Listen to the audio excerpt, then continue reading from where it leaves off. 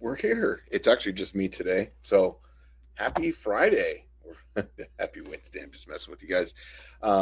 It's Tech Talk Live. Dallas is indisposed of today. So he's actually got some stuff going on. So it's going to be me for a little bit or how long ever it's going to be. And we'll go right on through and greet everyone. Thank you for coming back. California was different. It was odd going to California, and I hadn't been there in 6 years, so it was a little different. And I got some really good tacos. Other than that, I was ready to come home. I was done.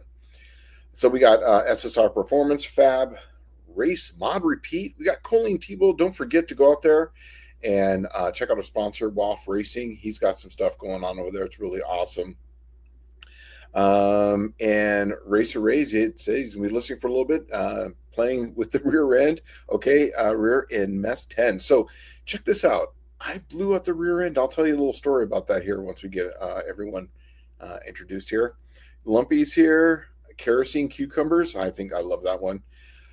Buick Smith. Buick Smith, I'm telling you, I am so ready for you to make me a shifter. That's going to be probably right around January, February, right around there. See here, who do we have? Oh, and that's all we got in here. Yes, it is just me. Hi. Yes, it is just me. We got a few people rolling in, but so if you've been watching some of my shorts and whatnot, you may have noticed that I had a mystery carb on my car, and I haven't shown anyone about it for a reason. Is because oh, the Nelsons just showed up. How you doing? Um, because it's something that we're going to be releasing. I can't tell you anything about it. So we were testing it. So that's why there was a bunch of videos, and then it just stopped. And we were actually driving the car around. Me and the Cash were out doing some power shifting. And he says, Dad, let me see it do a burnout. So we kind of did a burnout here and there and went around a couple corners and a few things. And I heard a clunk. And I was like, well, that's a little odd. And we go around a corner, and because it's got a differential, so there's no spool in there or anything.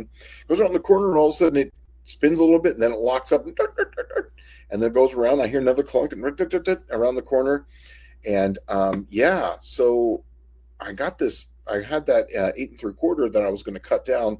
Then I got a hold of just Mopar Joe. He had an 8 3/4 for an A body. I went out and picked that thing up, and I'm putting it in the car right now. Unfortunately, though, I don't think I'm going to make it to the dyno day this Saturday because there was parts that just were not in stock. I couldn't get it together in time. They're all going to get here Thursday and Friday. I mean, I could do a massive thrash session, but then I still don't have a drive shaft because an 8 3/4 is going to be different spot than what I had in there before. But yeah, that 7 1/4 didn't last very long at all. It's not like I got a massive power Slant 6 or anything like that. It just hits a little differently. So yeah. So Big James is in here. Let's see here. Oh, Wheelie King showed up. Awesome. Nelson's on once again. Indecisive Garage as people are kind of coming in here. I just sent a little text to Dallas. He had a little bit of actually had a little bit of car issues. He just sent me back a text here. Let me see what he says real quick. He's all. I just got done. I couldn't come home fast enough. I'm going to reply, ha ha ha.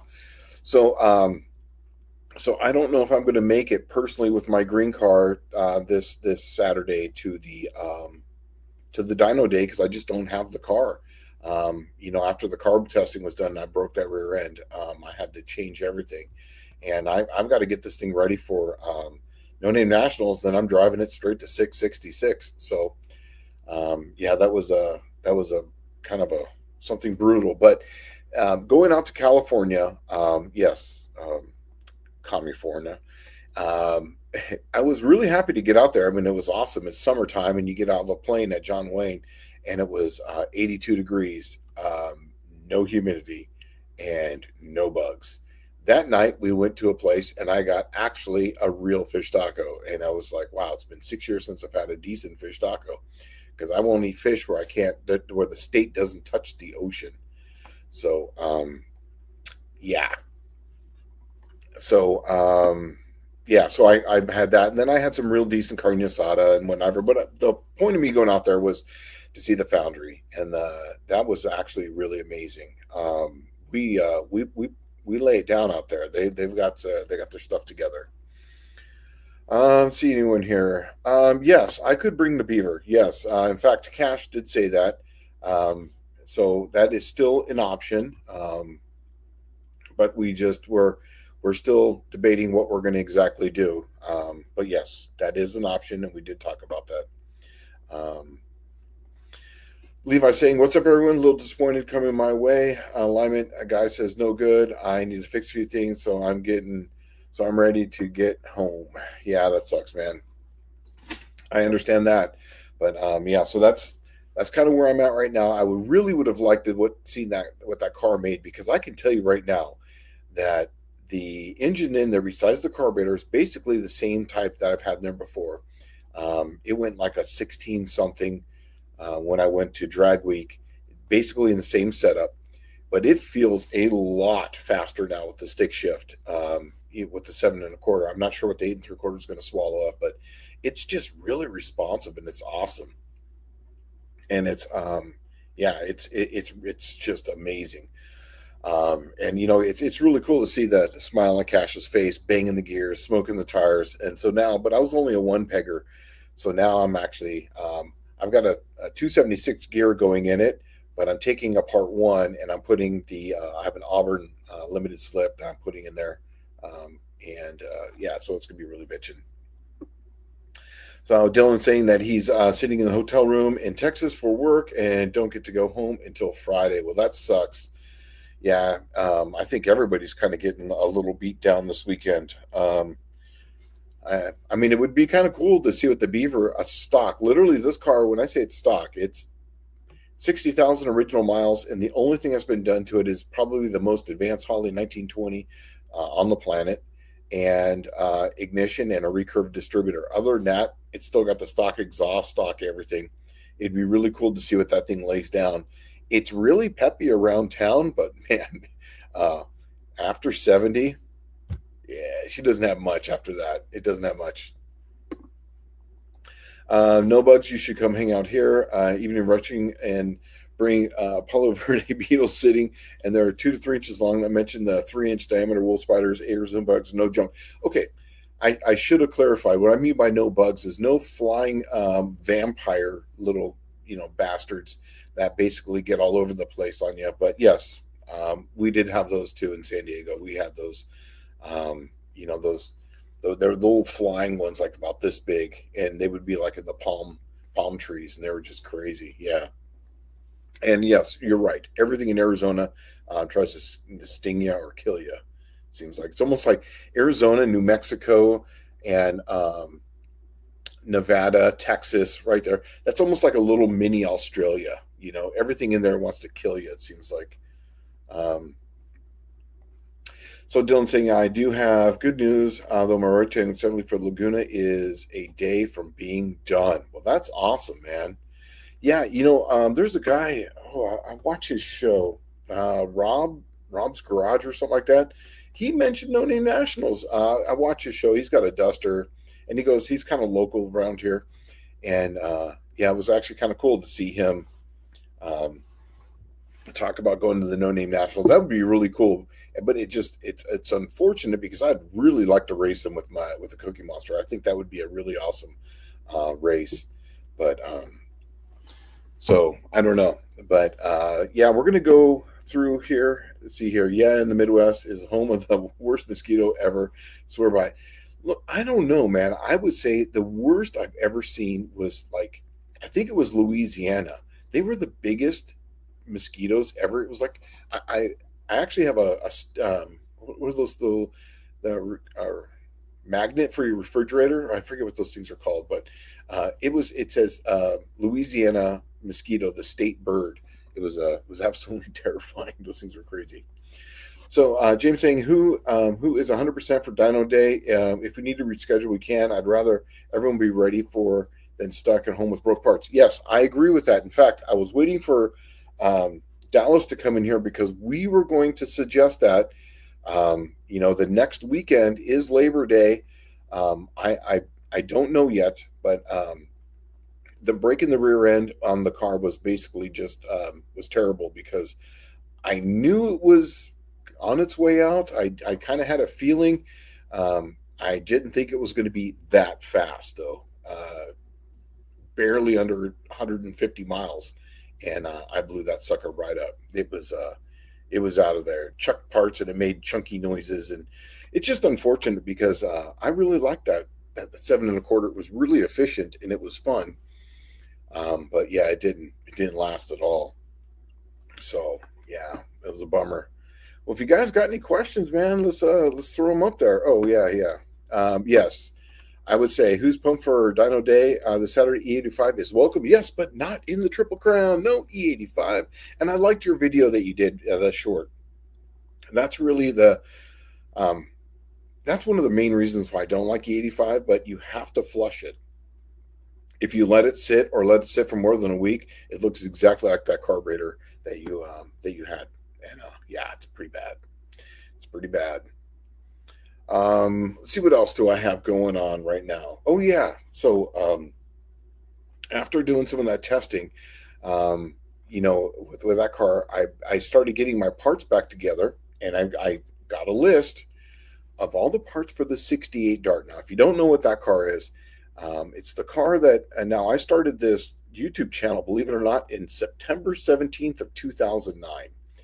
And it was basically just a motorcycle channel. I did a lot of outlaw motorcycle stuff, and it was fun. Like, well, I can't really say it, but anyways, I took a lot of those videos down, and then when I refocused on this for the No Name Nationals, that's the car I've always wanted, 68 Dart. And I started working on it, and I realized I was building it way too fast. And so I put it on pause, and then MIR shut down. So there's really nothing for that. But the 68 Dart it's going to be Gen 3 Hemi. It's a 6.1. It was dynoed at 600 horse, and I have a TKX transmission. I got basically the second one in the U.S. when it came in. I got a triangulated 4-link in the rear. Right now it's got an 8 3/4, but I do have a 4 9-inch to put in it. It's got coilovers all the way around, and I was going to make it into like a kind of like a road race kind of car, Dodge cones, kind of like a really hopped up, not really a pro touring because I don't want all that stupid crap and all the electronic stuff. I just wanted to be a stripped down racer car that was fun, like that. So I'm actually going to make that happen again, and I do want to go to. I do want to go out to. I think it's Dyersburg. No, is it Dyersburg or yeah, yeah? They do that mile race out there, and I want to go hit some top end racing out there. That'd be fun. Yes, I do agree with you. I went to that track one time, Dyersburg, Tennessee drag strip. Yes, it is literally right next to the river. I went to that, and I did a no. It was in 24. It was in 25. I did a no prep race there, and I was in the street class. But man, I got to tell you, every time you came out, it was just terrible. Oh, it was just terrible. The mosquitoes were just terrible. Um, Levi saying they emailed Alex for some flex plates. Mine is so wobbly that the guy balancing everything videoed it and sitting with no caption. That's, it's really bad when they just send you a video and they say nothing. And then you're just like, yeah, I'll get you a new one.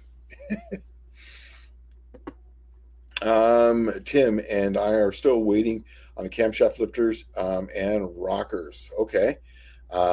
If you like, send it to Alex. Now this week, since I was out of the building all last week, yeah, I'm a little behind right now. So if you send me emails, I'm a little behind. I got to get caught up on that stuff. But go to Alex So. I think it's ASO at Edelbrock.com. Send to him. He'll kind of get you where you're supposed to be. As long as you order straight from us. If you order from Summit, they have an inventory of our stuff, so you'd have to call them and find out where that's going to be at that point. Is there solid DLC lifters available? Yes, I believe so. There was a whole bunch of those things. Just a few, man. I saw a whole bunch of those things going through QC probably, 3 weeks ago. So there should be a lot right now. It actually should be busting at the seam. Oh, it's Blytheville. That's it. Blytheville, Arkansas, is the mile. Yes, I'm sorry, Blytheville. But I want to go and do that with the 68 Dart, and that's I want to do some open road racing with it. And I used to do a lot of that stuff with like supermotos and street bikes in San Diego in California. Um, so now I want to just move that from that to a 68 Dart and just have some fun with it. And I got the 68 Dart. I built an engine for someone. He supplied all the parts. All I did is I built the engine for him, put it in his car, and he gave me the 68 Dart for it. And I had to go up and drive it home from Apple Valley. It had one brake that worked. The rest of them were clamped off. It had a 12-gallon cell, like for a boat, in the passenger seat. It didn't have. It only had first gear if you put it into into first all the way down. But if you just left it in drive, so something was going out in that. But if you actually did like first manual, it was there.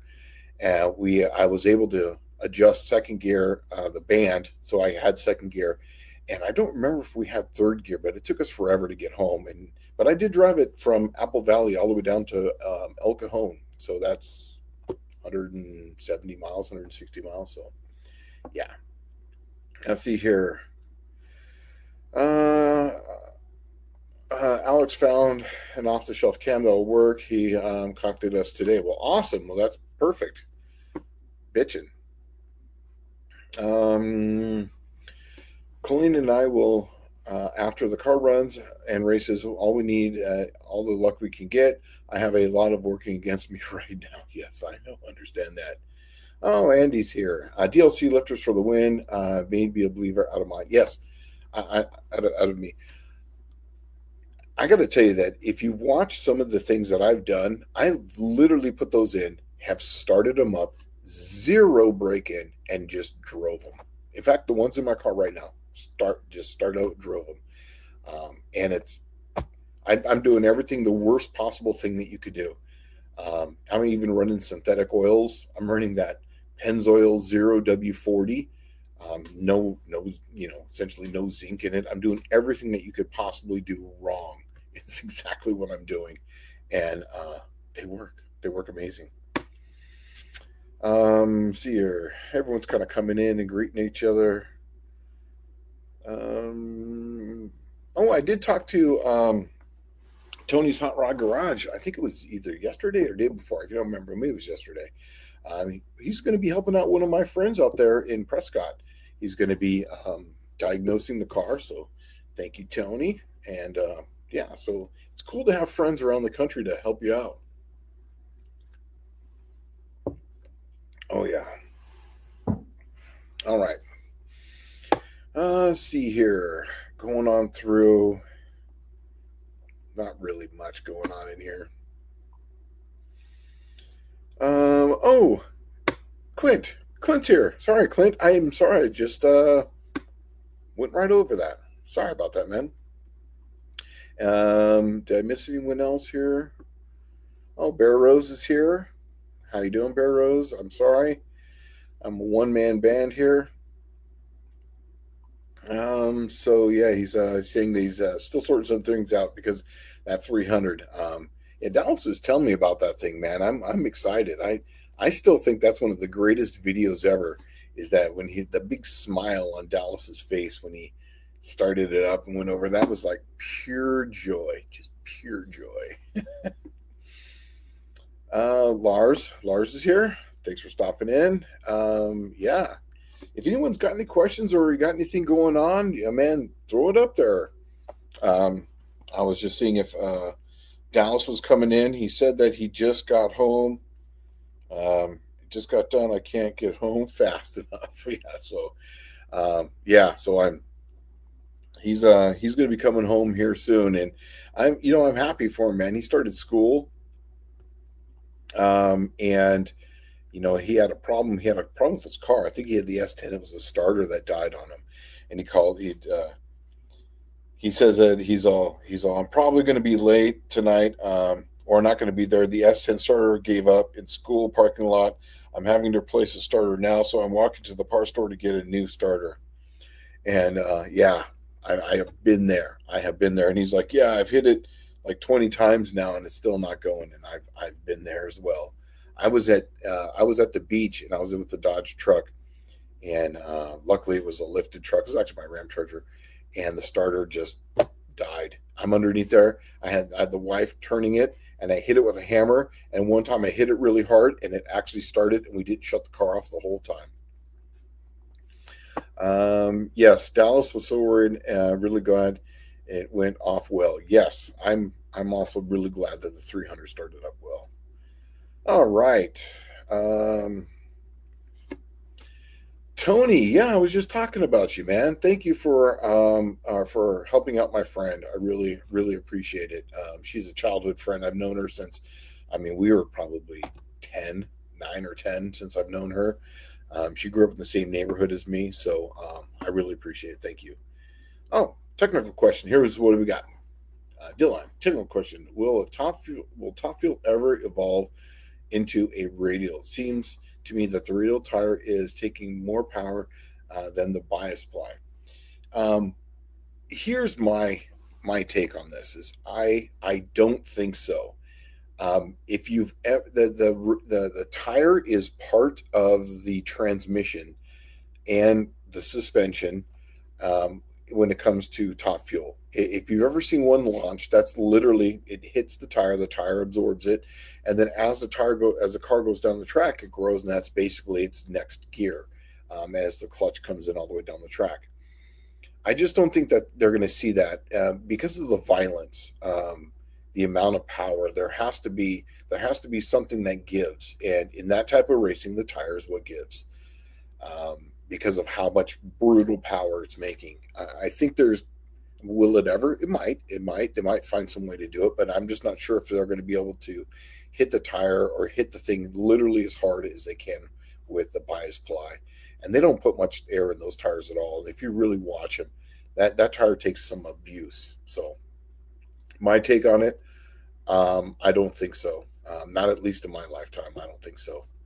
Um, unless they slow them down. If they went to a single mag, like if they did something like the Heritage Series where they got rid of the twin mags and went to a single mag, maybe they could do a radial, and then it would handle it.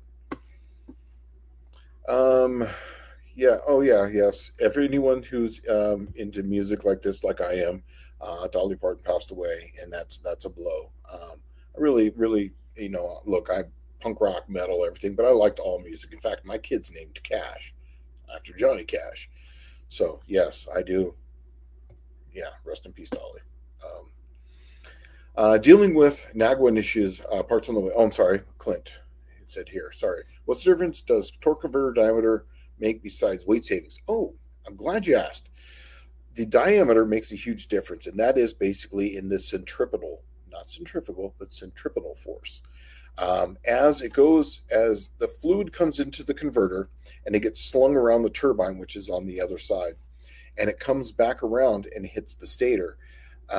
The bigger the diameter, the more force there's going to be. Obviously, something's bigger in diameter, so the force of it going out there is going to be higher. So it'll make the converter more efficient as it gets higher because it'll have less slip unless you have lockup. But if it's just a regular converter without a lockup, yes, it does make a difference. Here's the problem, though, is that it is heavier, and you have less choices for stall on those. Also, too, when you have a smaller diameter converter, it when you shift it into gear and when it goes higher up in the RPMs and it's shifting, it allows for a little bit more slip, and then with the higher RPMs, you don't want to have the much bigger converter because of how much centripetal force is actually on that fluid, and it's really hard to get your converter back. It'll actually just keep dropping.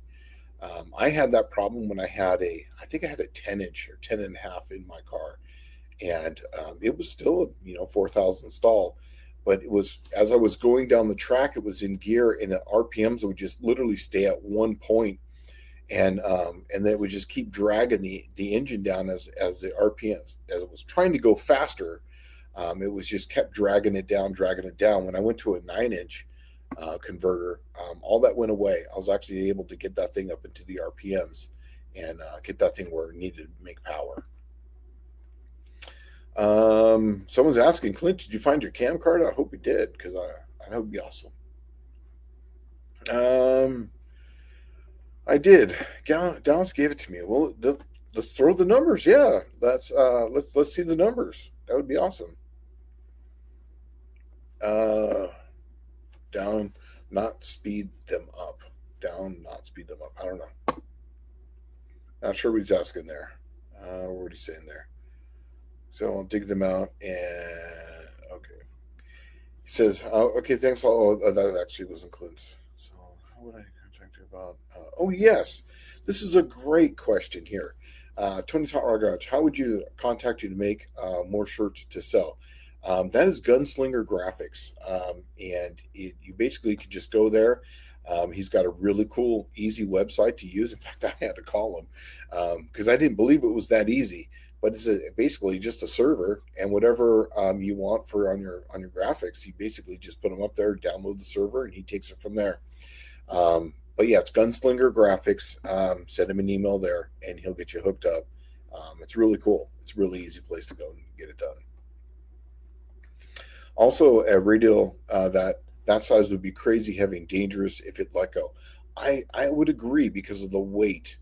I think there'd be some really crazy physics going on. I think the bias ply is just enough shock absorber. It's just enough taller gear. It's just enough suspension. Yeah, I just don't think there would be a I don't think there'd be a way to do it. But like I said before, I think a single mag would still be able to handle it because they just can't hit it as hard as the twin mag. See here. I figured I would allow them to hit it hard with actual suspension instead of being a solid rear. Yeah, but when you're dealing with 11,000 horsepower that has no transmission and it's literally just a clutch, I think it would just go up. Because if you've ever watched a slow mo of one of those tires hitting when the car is actually going 300 and something miles an hour when it gets hit and goes out, I just don't think a radial could do that. I just don't think, I'm with James on this one too. I didn't even think of that at first, is how heavy it would be for it to be that big, and then also too, you would have to have some sort of way to almost shift the car because it just wouldn't grow nearly as much, and if it did, it'd probably explode. Um, I think she's in the clear, Shane. The misfire is due to a bad injector. I had to get injectors up from Phoenix, so the car is here. I took her home, off with the intake manifold in the morning. Awesome. Well, then that's better than what we thought. That's great because we were thinking really bad things.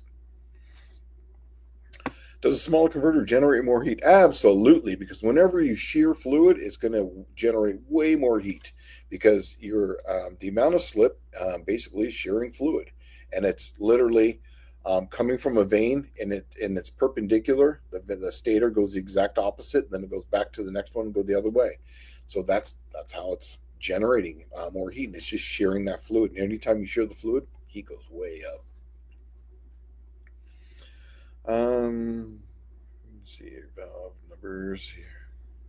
Oh, here we go. Clint saying is advertised as 270, 278, 475, 488 lift. So yeah, that's pretty good. Um,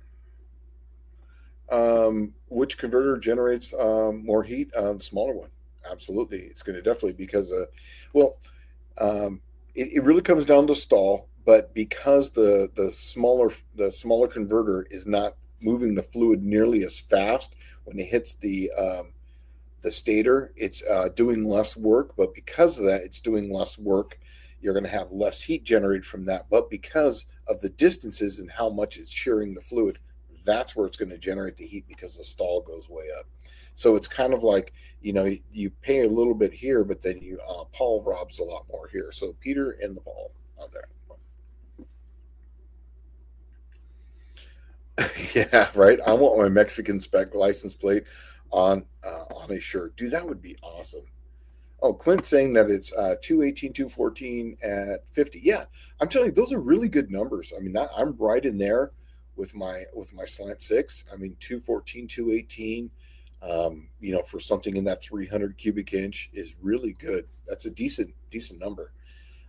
And it doesn't, it's not crazy. It gives a decent sound, but man, is it right there responsive? It's awesome. Uh, I have a list of Levi saying real racing is fun. It's even more fun on a surface that is not great because it really makes you think about power management. No, I agree with that. But the whole thing about top fuel is people want to see the big numbers and the big speeds, and and they want to hear that just deafening roar from the engines. Now, don't get me wrong, I've seen like the beater bomb and I've seen all the no prep racing, the radial racing. I like it too. I think it's awesome. They're really flying on those cars. Um, but there's just something about nitromethane, a huffed out, engine that on nitromethane that's just like literally belching fire. That to me just is like, well, yeah, that's the best thing ever. Um, yes, Bear Roses. Yeah, top fuel tires are anything but round. At launch, they're a triangle and an oval on the big end. Yes, if you ever watch them too, they almost kind of get a square too, as they're kind of in that intermediate, probably about like say 100 foot out. They have a flat spot and a flat spot, and then they kind of go around like that. It's just weird how the harmonics work on that. Street six. I have a flathead 230. Yes, I know. I just, for daily driving, I like slant sixes or straight sixes. They're just fun. They're just fun, and I got to tell you, man, putting a stick shift in my car was probably the best thing that I ever did because it just made the fun level of the car go from here to here because it actually is like really fun to drive now, and it's maybe 175, 200 horsepower, if that. But in that car, it's got like gobs of torque, so it's just really fun to drive. It's just really awesome. I just got to find a place now to put the stereo because the shifter is kind of where my cell phone used to be, so I need to have another little spot for something. Um, see here, Manic Mechanics 26. Would it hurt the trans to mount a trans cooler under the truck by the trans? Yes, actually, I was actually built a transmission, and they were having for this. It's a big TV company. I'm not they do a lot of TV shows, and they were having some problems with the transmission overheating, and we sent them everything, and I just couldn't figure out what was going on, and I was like, man, where's this, where's that, where's this, where's that. They actually had the trans cooler mounted underneath the car in the back, and it was in a truck, so it was on like one of the side there. It still wasn't getting enough air there.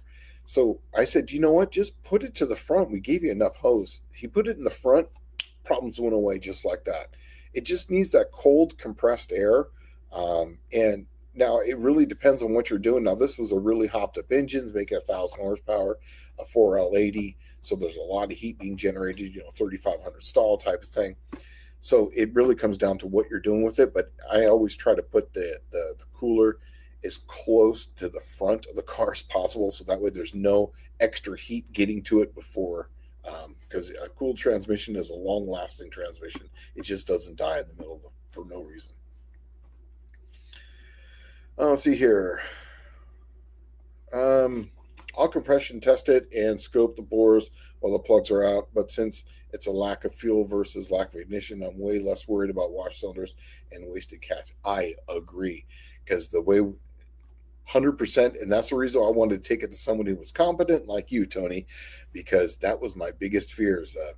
If it was, she was talking to me about ignition, and I was like thinking, man, if that thing was running this whole time, it's a Dodge Nitro, I think 2007, and it's just literally launching fuel in there, and it's just washing cylinders, eating rings. Then that unburnt fuel is going right into the cat. It's just glowing red with all that unburnt fuel. I was just thinking, oh my God, this is going to be a shit show because I mean, when I say shit rolls downhill on that, it's going to be, could be engine, it could be valves, it could be plugs. It could be all four cats, the O2 sensors, and it literally just keeps, it's like at that point, car's not worth it, sell it, move on. Let's see here. Listen, okay, so you email me. Like says the primary size, technically, okay. Technically, top fuel is the quickest internal combustion engine. Crazy engineering going on there. Yes. And you know what's even crazier about it is that when I went to what was that place? Don Schumacher Racing. We've been there twice now for PRI. They have rules that the heads have to be, the ports have to be in the factory 426, the original location. Everything has to be just like it would be the block, and there's really crazy rules on it. So they're making all that power with literally ports in the same spot, the exhaust is in the same spot, valves are at the same angle as a real traditional 426 Hemi, the way it came back then. Obviously, the block's a little different, but there's a few things that they can do, but the rest of it has to be in the stock location. And to me, that's just crazy that they're getting that kind of power out of something that was designed in the early 60s. I just blows me away, and actually just seeing those things, in person was just crazy. Okay, I saw some posts from 60 Body mentioning that the class between top alcohol and top fuel, basically junior nitro. That would be kind of cool. Yeah, that would be, it would be like, if you've ever done any like heritage racing, I used to race in the Heritage Series in California when I was on the West Coast. And they have a single mag class there, and they had injected nitro. So there's no power, there's like no, boost or anything like that. It just has, it's NA with nitromethane. And they have like 2-speed power glides or whatever. And that was actually a really fun competitive class, and they were fast enough. I mean, they were dragsters. Some of them were funny cars, and it was basically anything kind of goes in that. And it was really a cool class. And I watched that class a lot because it didn't cost a super ton of money. In fact, because it was injected, you could have big block Chevrolets. There was actually some Gen 1 Hemis, Gen 2 Hemis. And I think I did see a Ford in there, I think one time.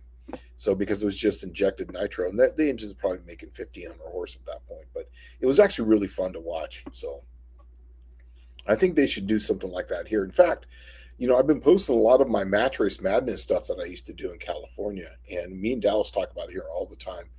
So many people are actually messaging me about like, hey, I want to do that. The only issue is that you have to tell your times, and nobody here wants to tell what they run, because you have to pair people up like that. And that's what makes the Match Race Madness so bitching to watch, is that if it's a 620 car and the other one's a 621 car, literally it's whoever's on the light is going to win. And that's what makes it so bitching, because you'll see the two cars will go down. The people who are racing don't know that the numbers come up and they're literally identical, but the guy who got the better reaction time is the guy who wins. And it's a 2 out of 3 racing, so it's really, really, really fun. So it would be really nice to bring some of that here. Andy's saying that junior fuel was once a thing back in the 60s. Yeah, I don't know any of the rules for junior fuel, but I think if they did something like the injected nitro, that would be really awesome, because that would just be cool. That would be fun. There's no way an average person can run top alcohol even without super small. I agree. That's one of the main reasons why I like the drag and drive stuff, because that levels the playing field. There's always got to be something. Like for a while there, the no prep leveled the playing field, and that made it, hey, we got to do this, we got to do that to make it more even, and then anybody could win. Then the money took over. Then it was the at the drag races, what was it, the gassers, and we had to shift, and then they sold out, and then they're basically they're clutchless now transmissions. So that's why I like the drag and drives, because it's not about the money at that point. It's about pure attrition, because anything can happen. Anyone can, the big money is going to win on the one race, right? Or maybe just a day. But if you're driving 1,000 miles, anything can happen on the road. And I love the drag and drive, because it It really comes down to prep at that point. Yeah, you can have all the money in the world, but if it's not prepped right, that thing's just not going to last. Um, um, Recommend a power steering collar for a fuel line near the front of the engine. Do you think it would help anything? Do you recommend a power steering collar? A cooler, as I think is what you're trying to say. Front of the engine. Do you think it would help anything? if if it's just a car that you're driving, if it's not a road race car, then I don't see the point of it really. Or if it doesn't have like say Hydro Boost, I wouldn't see the point if it's not really doing much work. I've tried to run one for like the fuel up front. It didn't really do anything. I mean, I've tried everything up there, but I mean, you could probably run one if it's something that you're driving a lot in traffic and whatever. I'd say you could probably do something. Um, let's see here. Saying, okay, what about mounted in the bed with a high flow fan or cooler? The problem is that you're only getting the air from the fan. That means the fan has to be running, and there's no pressurized air. If you ever put your hand out the window, obviously you can understand that's pressurized air because it's pressure going forward. But if the air in the bed of the truck there's windy, but it's buffeting air. There's no pressure behind it. It's not actually going to go through anything. So yeah, it'll exchange air, but it's only going to rely on the fan to move that air across there. That's where the problem happens. Oh yeah, yeah. 2007 Dodge Nitro. Oh, it's a 4 liter. Okay, I didn't know that. See, I'm getting a little behind. I'm sorry. To run I was originally wanting to run a pro stocker until I saw the price of running one. I was younger and less intelligent than I am now. Right? Yeah, I'm not. I have no desire to do any of that stuff. I've seen people do all that competitive thing. I'm just about having fun now. I the Cookie Monster is what it is. I don't want to go any faster than I have to put a funny car cage in the car. 540. That's about it. After that, I just don't really care. I don't want to do anything more to it. It's all steel. It's all glass. Got all the headlights. It literally has the factory wiring in it, and it just has a standalone wiring system that can be taken out. The car can go right back to stock, ish. Um, to me, that's a car, and I like that kind of stuff. Yeah, don't forget we're about 42 minutes in. Don't forget to go see WAF Racing and go check them out, man. They got some really cool stuff going out there. And he's got that track buddy thing. He's going to give me a subscription to it for 666. So on my lives and everything, I'll be going over exactly how that thing works and how it benefits you because it's really really cool. Okay, what is the air fuel ratio on cruising? Would you say is too high and will result in cylinder washing? Any fuel ratios to avoid for richness and tooling? Here's where I try to target is that if it's okay, I'm going to talk about my slant sixes because I have a lot of information on that. I try to get into 14.7 to 15.1 in that range, going down there with about 45 degrees of timing under light load. That engine is really happy. I wouldn't get anything under 11. I wouldn't get into the 11s if you 11.8 is where I start to I wince a little bit as far as thinking about washing fuels, but washing the cylinders. But if it gets into the nines and tens, you could be causing damage because there's a point there where you just can't burn that fuel, and it's just going to wash that oil right off there. Yeah, I would try to stay personally. Fat is a little happy, so maybe 12.5 if that's right in that range, 12.5 to 13.0 under power. I try to get in the 14s, 15 if you really get. I tried to get all the way down to 16 to 1 on my slant six when I was trying to hypermile it. It didn't like that. It didn't like that at all. It would actually show up as misfires. I could actually feel the misfires going down the road. Just with that type of head, it just wouldn't have that. Okay, cam selection. If I could pay for 2 or 3 cam regrinds and approach, what would you suggest to use one grind to improve on the next grind? Just a strategy questions to regrinds. What I would do is anyone who knows, like, find out from like a cam guru or cam person where you want to be, and be real with what you want. Um, is this a driver? Be real. Is this more of a driver than a race car? And always, like I've said, this always pick this lower cam because you're going to build more torque and be happy with it. Typically on a regrind, the first regrind you can usually change it by about 10 degrees. Not much on the lift, usually about 10 thousandths on the lift, and you typically it's those two, or you can change the duration, the lobe separation, sorry, about 2 degrees because you're moving those two things in and you're taking away from there. The second regrind, not so much, but if you do that, that's about the max you can really do, is about 10 degrees, and maybe a degree on the LSA.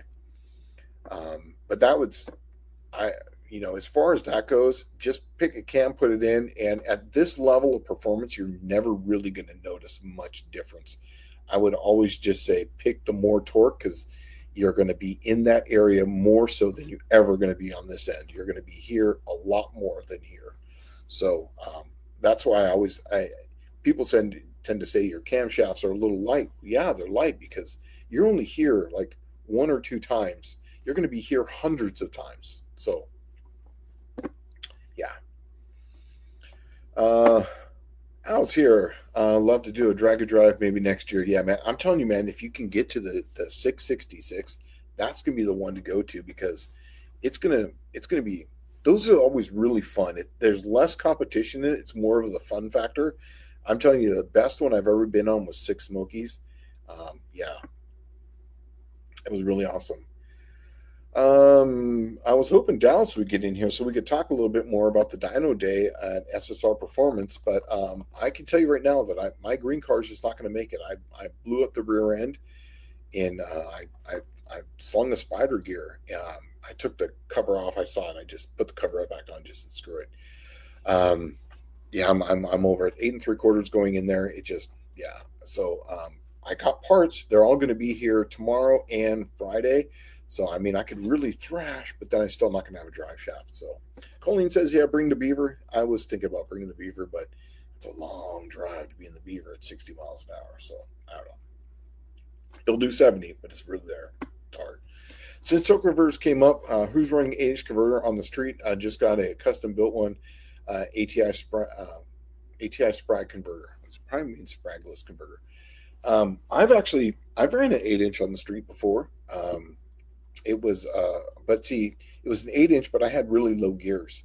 So I think I was running 456 gears in it. So because of that, it didn't make the converter nearly as bad. I think it was a 5500 stall, but because it was an 8-inch, it really didn't get up there that much in first gear. So you would really kind of feel the converter in third gear though, when it was actually under load, but in first gear, getting it out of its own way just wasn't there. Yeah, Duster Garage. Yeah, but thanks for showing up. Thanks for stopping by. Gently caress. Yes, right. Clint says, caress the like button. Yes. Yeah, I never asked for that stuff, but why not? Tech, working pinion angle with leaf springs. Is 0 better than 2 down on the MES 10? Okay, so here, what I do is you can go to what was that place? Lowe's or Harbor Freight, or we call it, was it, I can't think of the other one right now. We call it the Dump. That's why I couldn't think of it. Home Depot. You can get yourself an angle finder here. And what I do is I put on the drive shaft and I zero it out. So that way you know exactly what this one is, down angle, and this one is up. You want equal and opposite of each other. Really is what you want if it's a driver. Typically, if it's a drag car, you're going to want them down slightly so when it's under load, it comes up and it aligns. And it really comes down to suspension. On Mopars, I think they want about 3 or 4 down. I think it's if you're running a pinion snubber. But if it's Caltrax car, I actually had to play with that a little bit. Caltrax was talking about having 1 degree down.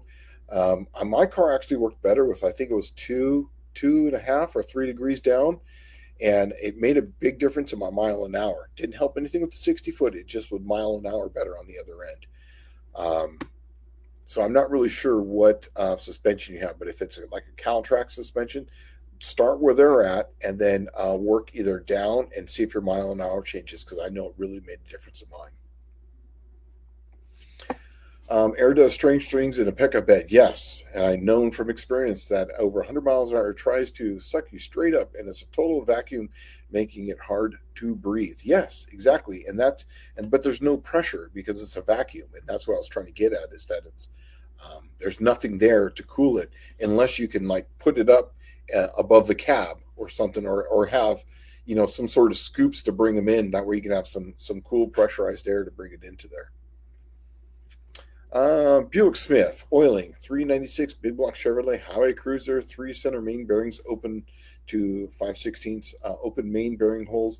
Should I open up the cam bearing holes also? Not necessarily. The cam moves half the speed.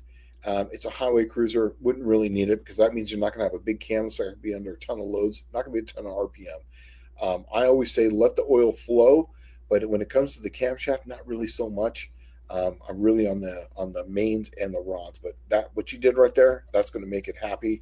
And oil not only lubricates, but it cools.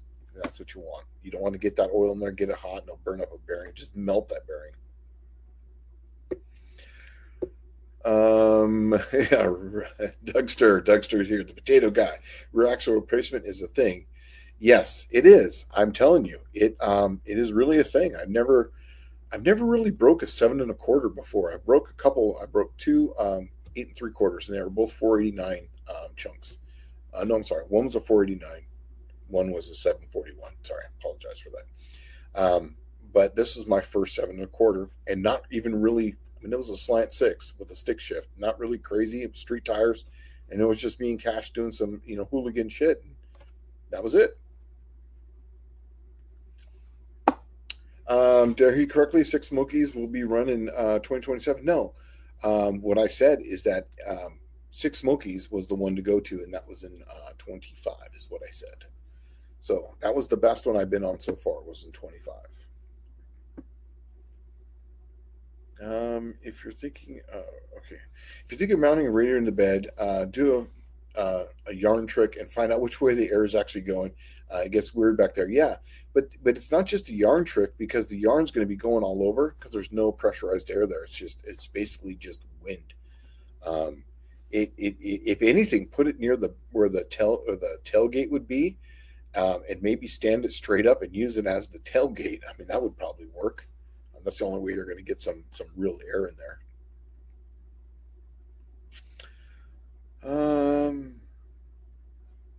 Yeah, right. Yeah, that poor some corner had no sympathy for you. Yeah, it didn't. It really didn't. It was man, we were just. I mean, to be real, we did do a burnout or two. We did go around a corner and slide it sideways, and we were doing all this really cool hooligan stuff. But to be fair, um, I got that rear end out of the wrecking yard. Who knows how many miles it had? The car had 80,000 on it when I got it, so who knows? I've put probably, well, I put that in 2019. I've probably put 75,000 miles on it since then, or more. Driving back and forth to work, and so I mean, it doesn't owe me anything at this point. It's paid for itself. In fact, because the rear brakes on it, on a 7 1/4 of that vintage, it has the 4.5 inch bolt pattern, has the exact same brakes as an 8 3/4. So it's the 10 by 2.5 inch. So I unbolted them from that axle, took the axle out. I didn't even disconnect them. I put the 8 3/4 in and then bolted them right back on there. Didn't even take the lines out, e-brake off or nothing, because that's exactly how it works. So that way I've already got the drums and everything on there. So it's literally a bolt and done type of thing. I've done that a couple times on cars and it works out really good. Shane, this is measured degrees. Hmm. Yeah, measuring in degrees. So yeah, if you just put on angle finder, put on 0, I think that's what you're talking about. Sorry. But yeah, if you just put it on zero, if you zero it on the axle, that way you'll know this one's up and this one's down. Spicer does have a really good angle finder. So on their, it's just an app. If you just put in their driveline angles, and it will, you could just put it in there, and it'll tell you if you're up or down and what your critical speed is, and everything on that page. You can give your diameter, if you're going, where your vibrations are going to happen, length of that. It's actually really cool working if you don't want to do the math, and it's really cool on that. Duxter saying that he's swapping to a 9.25 axle from an 8/4 for the shop truck. Dude, I'm telling you, man, that's a real thing, man. So see here, Bluger Garage. Where is Shane? I'm working in the garage wearing the Slant Daily Garage T-shirt. Yeah, the Outlaw shirt. Yeah, that's a right on. Oh, Miss Catchy showed up. Thank you, Dallas. He did text and say that he was on his way back. Uh, I just got done. Can't get home fast enough. That was at 7:01. So don't know. Um, oh, he's saying super stock type spring setup. So now when you say super stock spring, that means like Chrysler, because super stock on a Chrysler means that the front 25 is shorter than the back 75.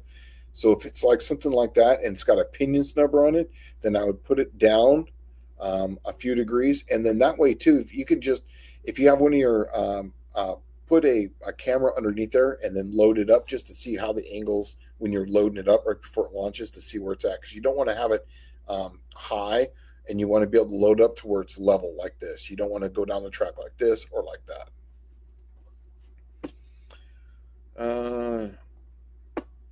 I'd watch Thick Smokies, right? Yeah. Tony's saying he has the truck set up with two down with the Caltrax. It works well on the street and on the track. Yeah, I was at like, I was at like 2.5 or 3, I think, on my car. I think I did start out at 2 because it was a street car, but as I got more power, I had to put more angle into it. So and it would just help it mile an hour better. But yeah, I remember that's remember, I'm going by memory here, and this is a live show, and I don't have a way to look at it, but I remember it's 2 or 3. Lee Springs, you definitely don't want positive opinion angle down track very hard on driveline. They will flex 4 to 5 degrees, even Caltrax, so -4 or 5. Yeah, that's just figure out what they are is for a starting point. But usually, what I did is I would, for my car, and I've said the second time, is that my mile an hour really showed when my driveline angle was good. That really made the difference, is when my mile an hour way up there. Yeah, thanks for the info. Yes, thank you for that. The Roadkill guys had a Mazda Rat and had an Olds Tornado driveline in the bed, and mounted a radiator and in the bed of the cab, and they ended up ducting fresh air from the roof to the radiator. Yes, I remember that. That was one that got stolen. I forget the name of it, but yeah, they've been looking for that car for years now. What does the sound feel? Oh, here. 20 Cent Motors is saying, what is the sound feel of blowing your rear axle? Okay. For me, now they're all different. Some are just a complete grinding noise. But for me, it was a spider gear. It was the spider gear that was actually on the center section, and it was a tooth that had broken off. So for me, what it was is that as you go around the corner, one's going to turn slower, the other one's going to turn slightly faster, is that it would turn a little bit, and then it would lock up because that tooth would get wedged in one of the gears. And then it would spool around the corner, and it would make this terrible clunk noise. Clunk, tut, tut, tut, tut, tut, and then go around the corner. Then it would drive straight down the road, and it'd be fine. It would make no noise at all. But the second you would start to go around any type of turn at all, just even gradual, if it was go to say I went to the right, now I'm going to the left, it would slowly go, and you would hear a clunk, and then you would start to hear it skip. So for me, the sound is that I broke the leaf, I broke one of the gears, it got lodged, and it was basically clunking as it went over and locking up the rear end like I was having a spool in the rear. So it was a very loud clunk. Is the 8 3/4 you put for an A body? Yes, absolutely. It is literally a for an A body. I got it from just Mopar Joe. He bought a dart a while back, and it was, I can't remember what year, 60, I think, something like that. And he was telling me, "Hey man, you need some parts off of this." And I was like, "Oh yeah, man, absolutely," because I've been looking for an 8 1/4 forever. And then that was that, and he was going to sell the 8 3/4 to someone. Well, then after this whole thing happened, I called up Joe and I was like, "Hey, Joe, do you happen to have the 8 3/4, how the A body?" And he goes, "Why, matter of fact, I still do." And I said, "You want to make a deal on it?"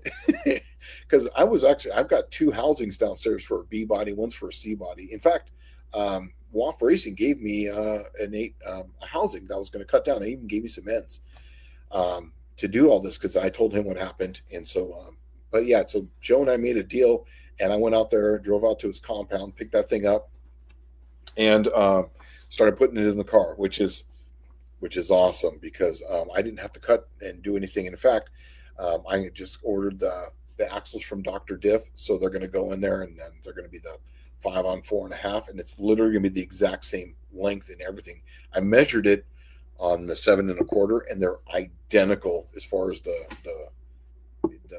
absolute overall. Yeah, this one just has the brakes are going to be the exact same too, because they're the exact same brakes. But the old one had 5 on 4 inch, but it was 10 by 2 inch, so it was really tiny drums. And the drones were those big wing ones that were on there. So yeah, threw those things away. But and then I brought Joe out an axle. I had another 7 1/4 back here, but it was a small bolt pattern. And I said, just take the whole car, the leaf springs and all. I'll bring you one to make it easy for you. So he just dropped the whole axle, leaf springs and all, and I brought him another one so he could just pop it right up in there, and that was that. So, let's see, Dallas. Yeah, right. Yeah. Meanwhile, Dallas is live from the frat party. I agree. Right. First week out, single man. He's out there. Yep, swinging his moneymaker. He's having a great time.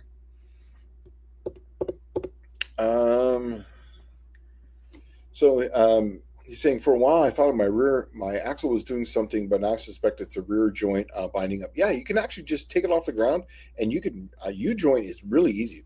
Hold the drive shaft and move it around, and you'll feel it. I mean, you'll feel a problem with the U joint. Yeah, it's easy.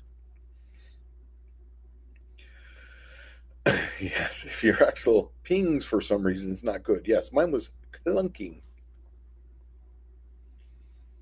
Uh,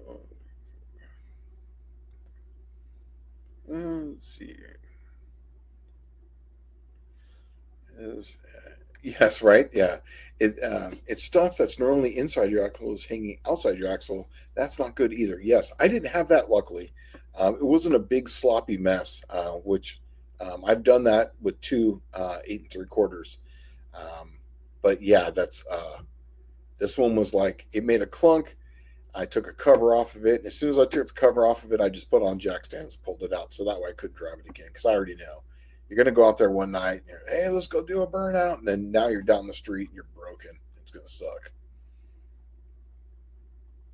Uh, any clue on how to get multiple spark on a 6 volt? No.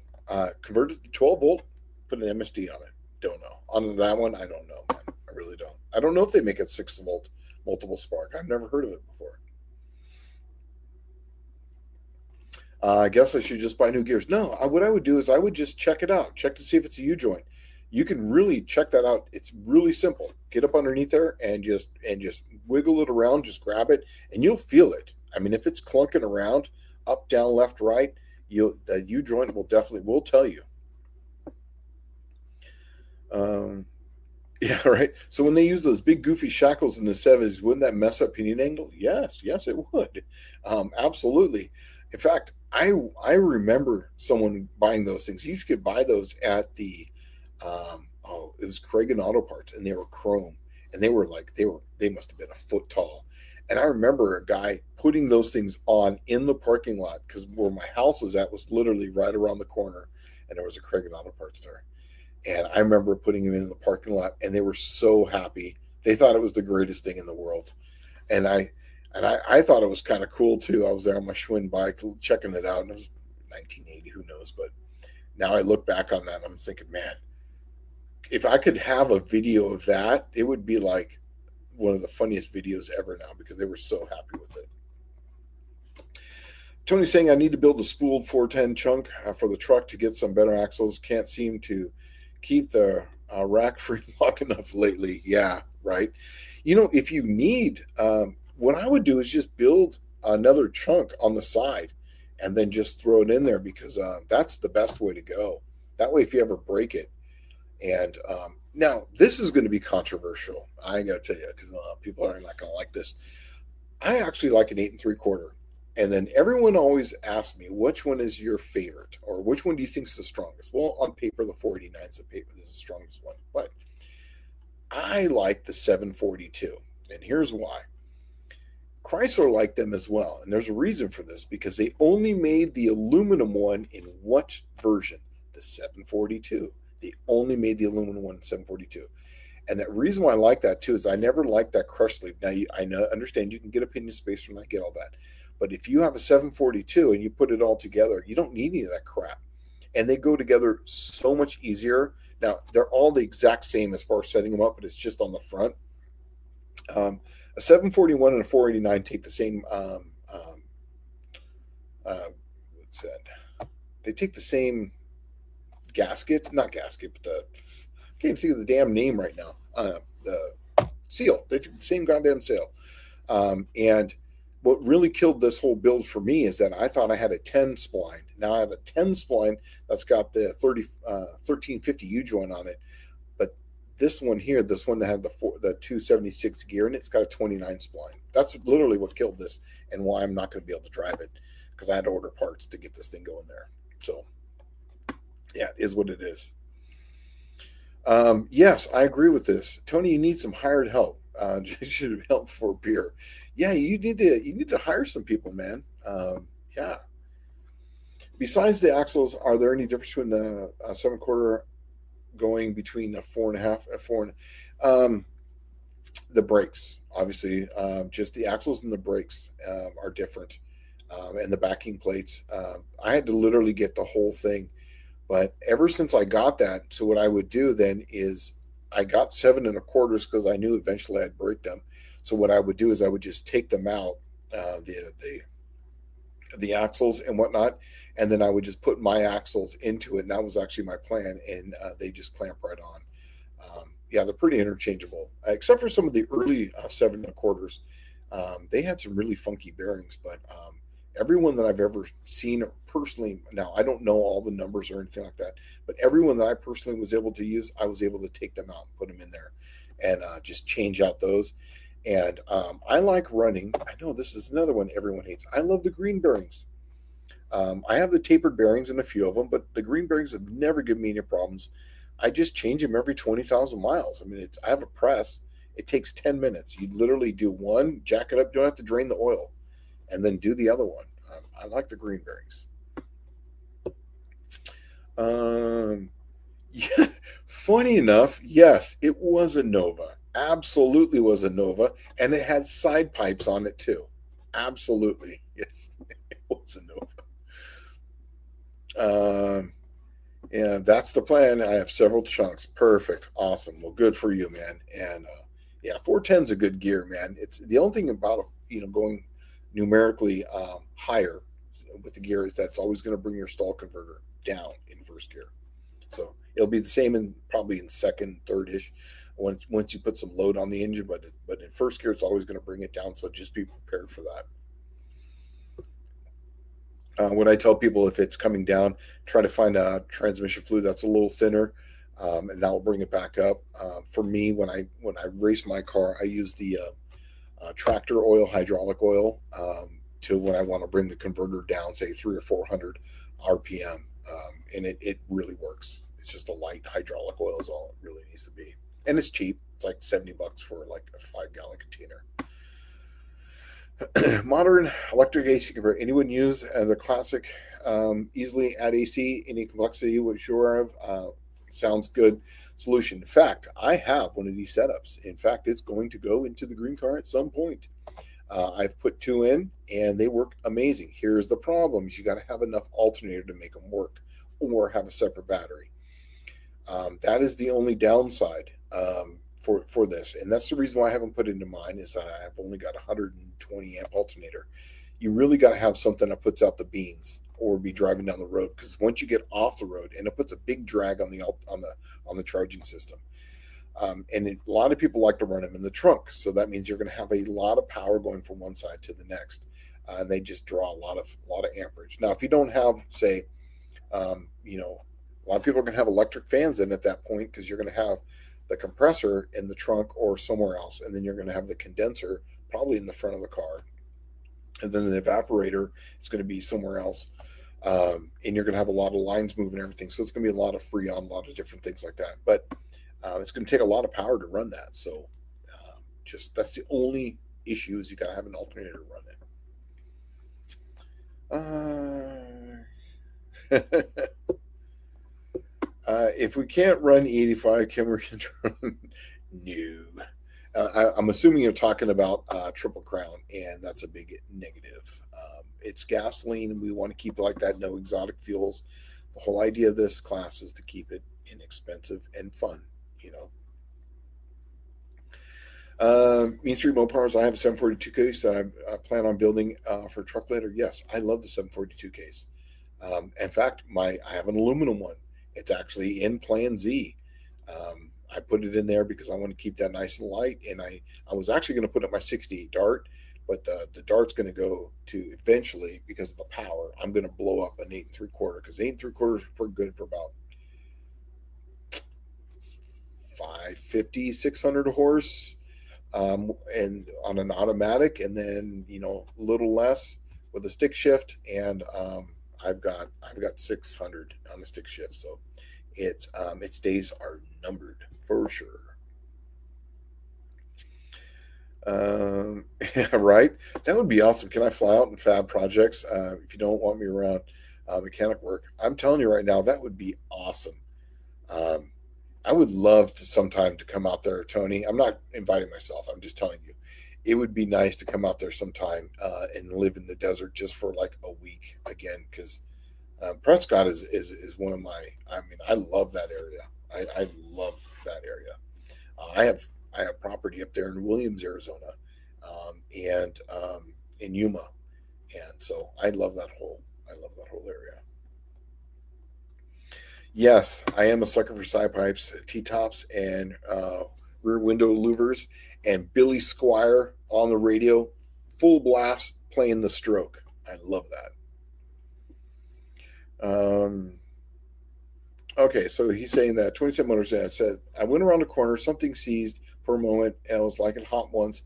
I drove slow for about a mile. It would hop every once in a while for a particular corner. Got it home, and then he says, got the drive shaft off. U joint was way tight. It went in kind of tight, and it was new, but felt like it dried up, and then rolled the car into the garage and rolled without the drive shaft. Jack up the rear end and kind of feel it, because what you're saying, which everything you're saying, literally is exactly what mine was, and mine was a broken spider gear. But the only way to know that is take the cover off. You just jack it up, spin it around, take the cover off, and go from there. But what you're saying is literally is exactly what was happening with mine. What's wrong with high riders? I like those better than cutting the car for flat tires. Fair enough.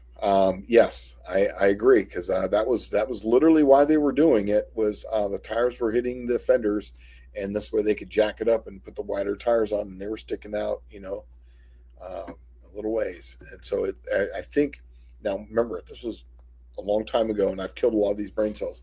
But if I remember correctly, they were putting on wheel spacers too, to get the wheels to stick out a little better. I think they were hitting the leaf springs, I think. But yeah, it was a whole show. It was great. He goes, that thing makes so much goddamn torque. I can't leave the converter as it is. I gotta pedal it 95% of the time. You know what that means? put some weight in the bed of that truck. Take where the spare tire's at, fill it full of lead or sand or concrete or whatever, and let her go. Because if you don't even if weight's not your enemy, then at that point, weight's going to be your friend. A lot of these racers, man, they're just putting a ton of weight back there. In fact, my Dodge truck had a 440 in it, and I used to take the spare tire and I drill holes in it and I would fill it with concrete, and that was literally the only way I could get traction in that car, that truck actually. So try that. Just spare tire, put it up in there, drill holes in it, and put concrete in it. Works great. Mohawk 62 says, "Oh, by the way, good to see you, man. I'm glad that you're in the chat here. Hope everything's still going good with you." My friend in high school put 18-inch shackles on his Maverick. After about 3 months, they de-arched leaf springs every time they hit a bump. It would make sparks. That's awesome. That's awesome. I would love to have another car like that where you could just, the days of $500 muscle cars are just over. But it was such a bitch in time to have those. I mean, that was when I got that 70 Dart that had the 340 and the 4-speed. I just didn't care. It was $500 car, didn't care. And you couldn't foresee that these things would be this valuable back then. But it was so much fun. We used to do Brodies, and we would go out. We used to have this road called Black Mountain Road, and it was a dirt road that went from Poway to Del Mar, and that's where the beach was. And we would literally go as fast as we could on the dirt on that thing and just sliding it around the corner. It was absolutely awesome. Just love that kind of stuff. The rules don't, because say you can't run moonshine. It's still lit though, right? Yeah, well, gasoline, I believe, is what it says. I don't have the rules in front of me here.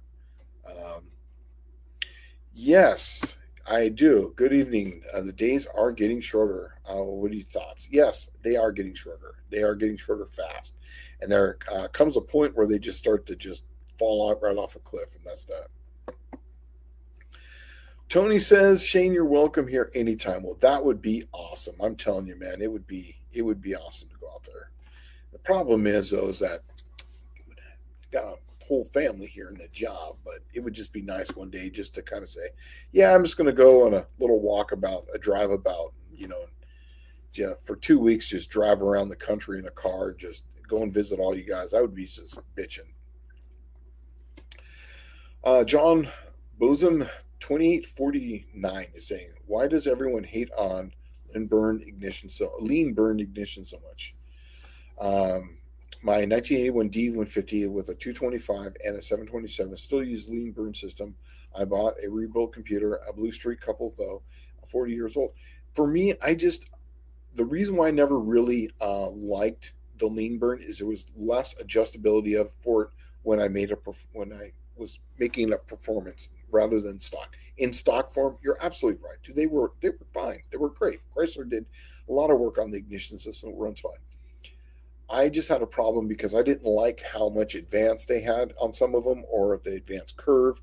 When he started putting cams in them and whatever, you just couldn't get them dialed in. And that was like, for me, that was really in the 90s. And that's when I started running the HEI system on the cars. And I was getting rid of the factory points or the factory modules that Chrysler had. I got stranded a couple times, and then after that, one of the guys down the street used to run in the Salt Flats. When I was a kid, I used to go over there, and that's actually where I saw the HEI ignition system the very first time, and I basically replicated it, and that's that. It's been awesome. Professor, would you recommend switching out the interquarter around? It really comes down to the back brace does help, but what happens is it just basically climbs the gears. It just climbs the gears and it brakes. It's not really the horsepower. It's the horsepower with the weight and the gear. That's really what it is. It's those three things that come together. If it's a light vehicle like the Cookie Monster, I had an 8.75 in it. And I ran low sixes. How I made that survive is, one, I would cryo treat and heat treat the gears. I would inspect it every year, and sometimes I would replace just the gears every 2 years. I never had a problem after I did that. Also, too, I would run really low air pressure in the tires. Now I got a 4.9 inch, I can put them up to 17 pounds, but I'd run like, say, a 14, 13 and a half at that time. And some of that shock was taken away. But it would, 8 3/4 are really good rear ends if built correctly and run well. On trans brakes, if you're running a foot brake, they're going to run forever. It's really the trans brake, excuse me, the trans brakes that kills them. So, and back brace does help. I put every single one that's got a back brace. Let's see here. Yeah, right. Because they're stalling in the middle of the intersection and have since they were new. You know, I don't know, man. I my lean burn ran fine until I changed the camshaft, and yeah, as soon as I started making anything performance, actually, you know what? I wasn't even the camshaft. I opened up the exhaust on the car, and that's when the car I just couldn't get enough fuel into the thing, and I couldn't get the ignition curve right. It was just always wonky. So that's when I got rid of it. Lean burn is great if you richen up the cruise circuits. Yes, yes, that's correct. I do like that too. See if anyone here. Mm, uh, Tony's neighborhood is beautiful. Yes, I know. I know Prescott very well. In fact, I used to go out there all the time because I was on. I would have. I used to own property in Cottonwood, which was just on the other side of the hill, and we used to go to Jerome all the time. And then we would go down into Prescott. There's a place in Prescott that we used to go to for like lunch. It was really awesome, and it's like kind of like in this valley with trees, and oh, it's just really bitching. Yeah. Clint says that he paid $800 for a Duster and a 340 in 1985. I'm telling you, in the 90s in Southern California, because nobody wanted those cars, they were $500, and that was right around the time Cash for Clunkers was going on. And I think they were only for like a Dodge Dart. They were only getting like say $300 or $400. So $500 for me was awesome because that means I could have this car and I could drive it around and beat the crap out of it for a year, and then sell it off or whatever. Um, and these guys were actually making out on it. So that was for me. It was a golden time. Also, I love that stuff. Um, 20 Cent Motors is saying, I kind of like how lean burn will max out the ignition timing after a few minutes at highway speed, and then stoplight it takes off at like a spooked spook. Okay. Yeah, the lean burn basically just gives a ton of advance, but I recurve my stuff. So I made a couple videos on it, how to make your own recurve and which vacuum canisters to run for the Slot Six. So um, yeah, I like having a little bit more control over mine and knowing what it wants. And mine have gotten really good mileage. Now the factory stuff will get the same mileage as mine, up to 60 miles an hour, but it's really when you get into the 70, 75, that's where my stuff, what I've been doing is shines, because that's when the factory stuff was never designed to run that fast. And that's where you got to have more power at those higher RPMs to make that kind of speed. Clint, wow, you way overpaid 1985. Yes, I would say so. I would say so. I think so. But it could be the area. In California, they were $500 in the 90s. Spec saying that even the V8 Darts and Dusters went for 200 for years and years. Yeah, yeah. I don't remember 200, but that was probably before my time. It was 93, 94 is when I started getting into these things. I think the Super Sticks Carter two barrel elevation compensation screw does a simple and fast enriching for the mix. That's all the lean burn needs is more gas. Yeah, no, in fact, I actually have one of these Carter two barrels for the Super Six, and I have one off a 318, and I actually have an original one. I got the 318 to run better, and it does have the adjustable on it, and I did sand down the little rods that go up and down there, and I changed the springs. And at that time, I was working at Crower, and it was 25 miles to work. one way, and it was 25 miles. So I was doing 50 miles. It was 250 miles a week. So I could literally do a change on Saturday and have data by the next Saturday. And that's how I learned so much on how to make these things run at 70, 75 miles an hour and get, 24, 25 miles to the gallon at that speed. And remember, 75 that's the max. After 75, there's no point. See here. I was in the Southern. Yep. Clint, I was in Southern California, and that is what they went for. They were not popular. Absolutely, darts were. That's the reason why I fell in love with darts. Is everyone either wanted the B body, the E body, and even the dusters were going for a lot. Nobody wanted the darts. Nobody even looked at them. That's when I was like, well, I'll take it. That's grandma's car. Nobody cares about grandma's car. And in fact, the 4-door green car that I got, I mean, I got that off the original owner. And that's a whole story for another time. But yeah, I got that off the original owner, and that they were cheap. Nobody ever wanted them. So yes, I agree with you on that one.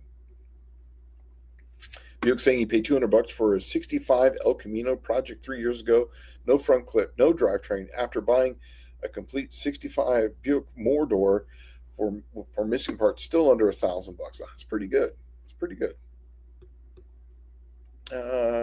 Yes, the days are getting short. So speaking of assault, it was the fastest this year. A lot of records broken. I'm telling you, I did not watch anything on the salt this whole year.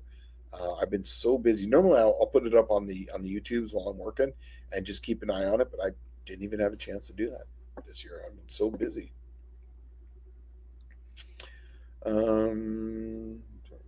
Let's see.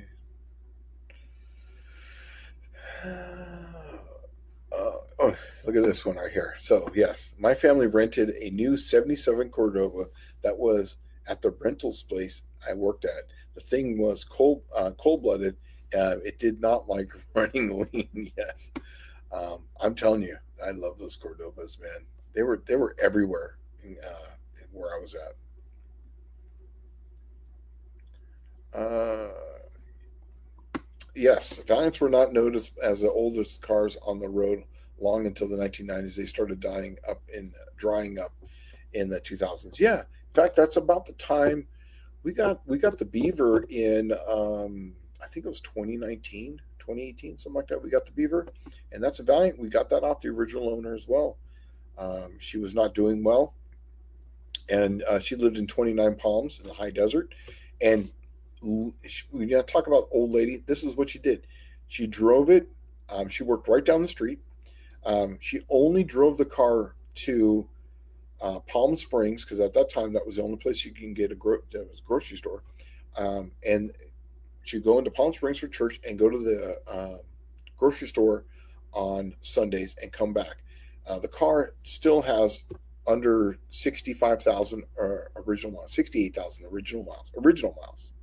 And I have every oil change, everything's car ever been done to the car. So, yeah, and it runs amazing. So, it's sometimes though, I do notice where's the coolant going, but I think about it's got a head shim. Yeah, that's right. Maybe I should let it warm up a little bit more before I drive it, because sometimes coolant will just leak from it and then it stops. So, and it's coming right from the head sometimes. So who knows? Vintage Adventure Drive. So what are the chances of getting my F-250 ready for no name? I need a cab, mounts, floors, an engine, some electric work. It's coming home tomorrow. I'm telling you, man, you've got what, a few weeks, maybe a month, if that, 4 weeks. Well, let's take a look here. Let me get my calendar up. So you have this Saturday. Let's just say this Saturday's. So you have the 5th. So that's the 5th is 1, 2, 3, 4. You literally have 3.5 weeks because the 4th week would be the 26th then. Yeah, so you got 3.5 weeks. You can do it. It's doable, but you're going to be in the garage a lot. That's like every day type thing. My first thing is get it running, then fix all the little knickknack stuff like the cab mounts and the floors. But the engine, electrical work, that's where you start. Electrical work, get it running. and then start with the other stuff, because you'll burn out on that other stuff and then not want to get in there. Shit nowadays, you'd be hard pressed to find a 340 block for $800. Yeah, and that's the reason why nobody's selling them, is because people still think they're $1,000 or $1,200, and no one's buying them. And that's the reason why people are like me. I'm telling you, I'm one of them. Is going to go to the Gen 3 Hemi. I've got plenty of parts down there. The engine of the Cookie Monster is eventually going to go away, and that is my last small block. I've given away and sold everything. My small block, the last small block stuff I have is in the Cookie Monster, because for $1,500, or let's just go with a 6.4. For $3,200, you have a crankshaft that can handle 1,500 horse. You have a block that's, if you get out of a truck, that is, and this is for a BGE, that can handle 1,700 horsepower. You've got heads that flow almost 380 CFM right from the factory. You put some pistons and rods in it and put a camshaft in it and some springs, and you have an engine that's making over 650 horse, just like that. Spray some nitrous to it, and you're making 800, and that would run rings around anything. It would run rings around my Cookie Monster, and you would have half the power time into it, and the car would literally run on pump gas. Just saying. Oh, I think Mr. Dallas is sending me a text here. Let's see. Sorry for the downtime here, but let's just take a look. Yes, he says yes, I am. I said I'm going to tell him come in.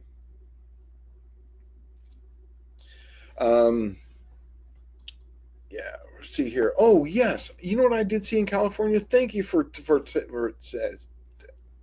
posting this here. Thank you. I was out there, and they actually came out with this whole new tire thing. And that was another reason why, when I was out in California, that passed while I was in California. When I got there on last Monday, I was like, man, it's so awesome out here. Oh, I got a fish taco. That very next morning, that's when they passed that law, and I saw it, and I'm like, you know what? There's a reason why I left this damn state.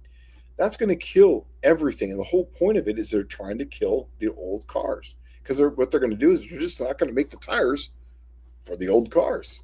They're just going to stop making them. So how are you going to drive a car in California? Then they're going to have those rolling checkpoints like they do for smog. Well, you don't have the right tires. You know, you're going to have to go to the referee tire place. Oh, it's going to be crap.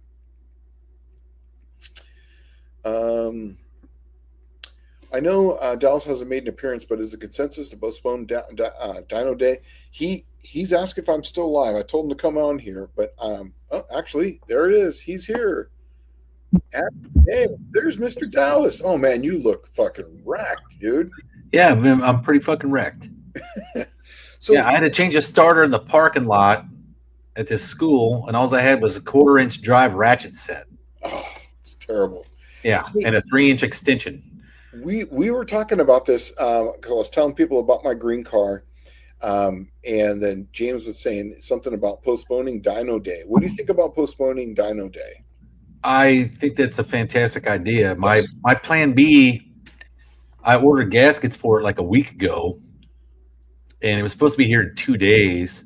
They got here last night, so I finally got the timing cover put on and the oil pan put on for my plan B. And for me, all my parts show up here on Thursday and Friday. So this whole weekend is going to be putting that car in there, and then I can measure for a drive shaft. So I'm thinking that, maybe Labor Day weekend or the weekend after, I'll be free. Dude, we missed the whole intro and everything, huh? Without me being here, it would have been like just right into the show. It was. It literally was. And I just was like, well, and I'm just going to go, and it was actually kind of going okay, but it was like, man, I was missing Dallas, but it was yeah. Well, okay. So I'll tell you my adventure. I mean, I literally got out of class at 4:00. I was going to come home, eat dinner, get ready for this live, and I have some homework and stuff to do. But, dude, I went to start my truck, and then it literally would not even turn over. I mean, it seemed like everything was functional, but nothing would turn over, right? It wouldn't click or anything. So I went out and whacked on the starter for a while with the lug wrench, and it still wouldn't turn over. So I ended up just walking to the parts store, get get a stupid starter, carry it back. And of course, luckily they had one in stock. It's a little 4.3 V6, so it's like the same starter on every Chevrolet in the world, right? Did you know a freaking starter for a Chevy small block is like $200 now? No way. Yes. They were like $40. I know, $200 fucking dollars, and I'm like, you got to be kidding me. That's insane, right? But what are you willing to pay when you're walking? So yeah, I got the starter, put it on, had to take it back to get the core. Then when I took it back to get the core, what I was planning on doing is the battery on the Suburban just died 2 days ago. So I took it out, was in the bed of the truck, and I took it to school today. And when I got out of school, I was supposed to go get a battery for it. So then I had to go get a battery for the Suburban. So I was literally running around in my one day where I was open to the elements of getting screwed over, and I got screwed. Yeah. So I'm going to jump ahead here, but there was someone saying that was asking about a 383 here.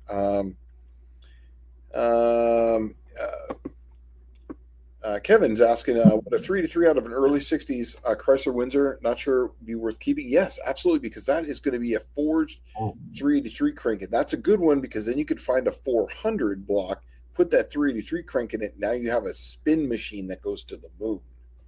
Yeah. And someone asked about how soon, how long there is. There's 28 days, 2.5 hours. Not that I'm in. So, yeah. So that's how long until No Name Nationals. That's what we got. And right when you came in, we were talking about 340s.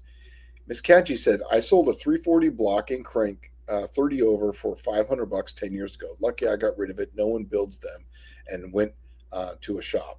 So, yes, that's the whole reason why I'm getting out of the small block market is just because they just don't have a block that you can afford anymore to run these things at the level that I'm doing. You have to put so much work into them where you just don't have to do that with someone else. And we were talking about $200 cars. Tim Smith is saying that he bought a Duster in '89 with a tired 440 with great parts for $900. Went through the engine, rebuilt the 850 carb on it, built 727, 8 3/4, 456 gear, all had 2K into it, and had a blast. That's exactly how I built most of my cars, was right there. Under $2,500, you and your buddies over a couple of weekends, and then you're out street racing with your friends. It was awesome. It was a great time. Great time. Did you hear about the new tire law, Dallas, in California? Did you hear about that? No. So while I was out there, they passed a new law that there's going to be certain tires that can only be sold and used in California roads. It's going to be based on wear, for mileage, and whatnot. And my theory is that's how they're going to get rid of the old cars. They couldn't get rid of them with the smog. They couldn't get rid of the parts. Couldn't get rid of the E10 or whatever. So how they're going to do it is they're just not going to make the 15-inch tires anymore. They're going to be all these, hard compound tires. And that passed while I was out in California. But is that like law, like they can only have those certain tires on their car on the road? Yeah. You can only. What happens if you live near Arizona and got some tires from Arizona and then lived in California? You couldn't do that. I don't know that rule. That's funny you say that, because that's literally what I was just saying before you came on, is that they're probably going to have, remember in California when they would have those smog checkpoints? They're eventually going to have these tire checkpoints at some point. So California, they think they're fucking king shit on Turd Mountain, and they are just a pile of shit. Yeah. That place, there used to be so many cars that were hung up in that stupid fucking you remember where you had to put them in op? Like you took a car and it broke down and you put it in op, and you didn't have to pay license or something on it for 10 years. But when you went to renew the license on it, if you didn't put it in op and it sat in op for 10 years, there was this huge back penalty that you had to pay the state. Yeah. $4,000 for you to license your $2,000 car. Yep. That's exactly what happened with the Cookie Monster. Well, I had to register in Arizona. Well, that's what I used to do. Was I would take them over to the base in Yuma. Yeah. The Marine Corps has a base over in Yuma, so it was a 4-hour drive from San Diego to Yuma. Yeah, that's right. And you drive straight over there, I get a non-resident military sticker, put it on the car, and then just all you do is take the paperwork for said car, right? Mm-hmm. But people in California would pay you like $1,000 to do this. Yeah. Right? Easy. Then you take an in-up car, you go over there and get a non-resident military sticker, stamp the title, transfer it to an Arizona title, bring it back, and then sell it to them. Right? You don't even sell it to them. You just like sign it over, but they pay you to do that because it's almost impossible for them to re-register it once it gets screwed up like that. Yeah. So that's when the fees got too high, I went and registered my car in Arizona, kept it in Arizona on the property there for about 2 years. Then I brought it back into California, and I was like, and I handed them the plates, and then I just basically paid the transfer at that point. I didn't have to pay the $4,500 that the car was, non-op for whatever. It was basically just $150 then at that point. Oh man. Wow. What a bunch of people are thinking that you're at like some sort of frat party. Oh no. Yeah, it would be kind of cool if I was, but no. I was literally changing a starter in the parking lot at the school. And it was literally my third day. So yay me. Hey, the cool thing is it starts like it's brand new now. And the Suburban has a brand new battery, so yay. Tony's saying that he bought the cost of his 4.3 starter was $118. Yep. And that was literally me walking into O'Reilly's was $200. It had a $40 core charge on it. I'm like, $40 core charge is what you used to pay for these starters. Yes. Yeah. But I like Tony here. I think I said this. We've all said this. Tony Hot Rod Garage. I used to drop 383 cranks to 400s all the time. 406 big block behaves like a small block. Fuck the world. It's exactly right, man. It's for the win. That's what that's for. Yeah, for the win. Yeah, okay. That's what that means. For me, it's it. Yeah. I say fuck the world. But anyways, but yeah, that was my thing. I've always said this, and I've said it for 4 years since we've been doing this thing. The 400 is my most favorite engine out of all the Mopars, not the 440. Let's see. Okay. Valiant Adventure drives, or Valiant Adventure 1973 says, Dallas, what are you going to school for? Okay, so I'm going to school for a degree in geospatial awareness. It's, I don't know if you've ever heard of GIS. It's essentially the people that operate LiDARs and ground penetrating radar. It's a degree in that. Basically, he's expanding on what he was in the military for. Yeah, that's exactly what I'm doing. So I realized years ago when I was doing the AHRA that there is. Have you guys? I'm sure everybody's heard of the racetrack that got closed down because the neighbor said it was too loud. Yeah. Okay. So I realized there is nobody that racetrack can call to actually prove that neighbor full of shit. You're literally just at hearsay, and the judge will shut you down no matter what. And so what I realized was, since there is nobody that does that, there is actually a field that you could enter to do that. And that's what geospatial awareness will allow me to do. I would be kind of like an acoustic engineer / I don't know what you geoscientist, like earth science kind of guy, I guess is what it would be, because I would use what they call topographic noise stripping to eliminate noise in certain areas or vectors or points, right? Like you can use geologic things to do that. So Tony's saying, here's another thing about California. Back in 2008, he bought a car from an impound lot in California, lived in Arizona, had an Arizona driver's license. He said, those people, I'm not going to use that word, made me smog it and buy a year of registration just to get the title. That is absolutely insane. I would have never. Yeah, California registration is the not fucking around group. No. It's like $400. And it goes by how new the vehicle is too. When I bought my truck, the very first, okay, I bought it brand new.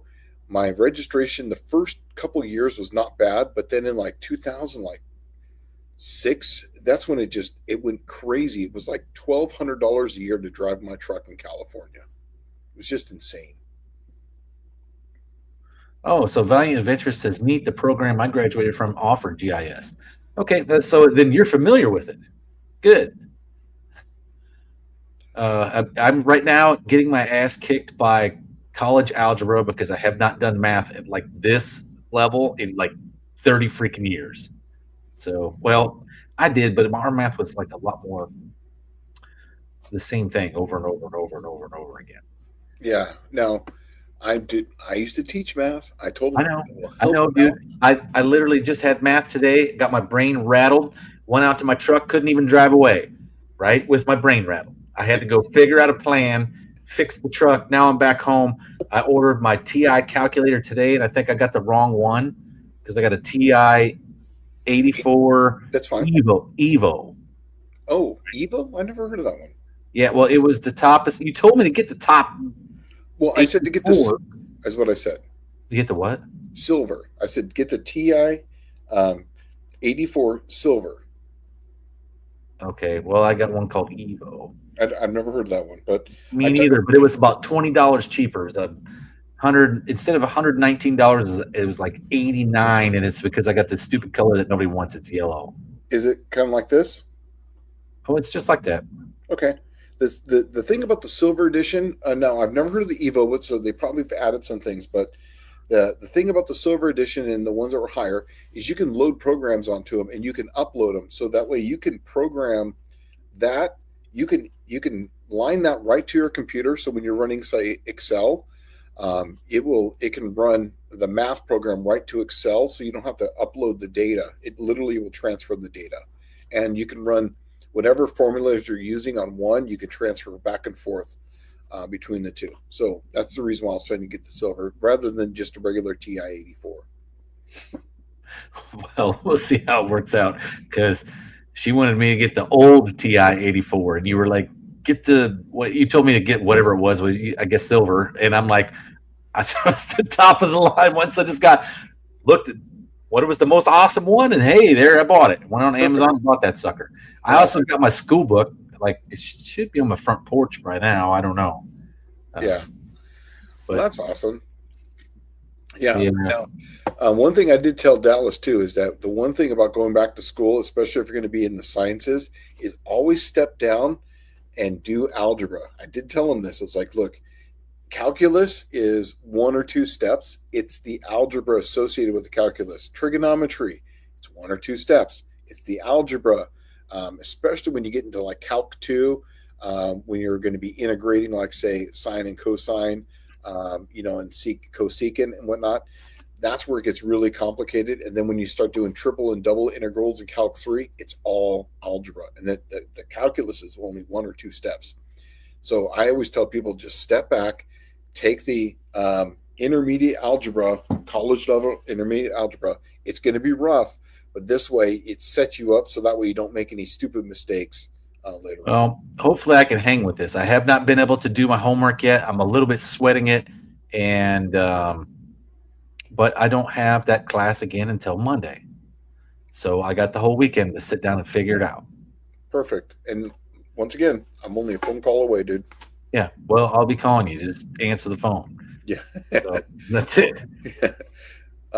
Yeah. So we're getting down. Well, it's actually 1:48.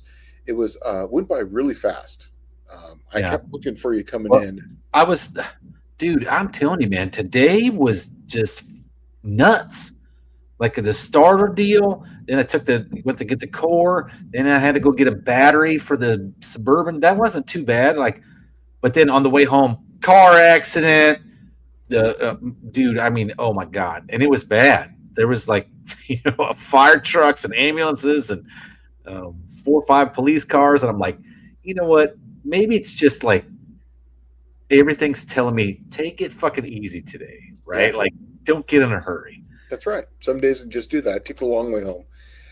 Shelby's saying that her bachelor's in environmental health sciences, biochemistry, and physics kicked her ass. In fact, when I was going engineering, I minored in physics and math, and I essentially just triple majored at that point because when you're taking mechanical engineering, you have to literally take every single physics and you have to take every single math.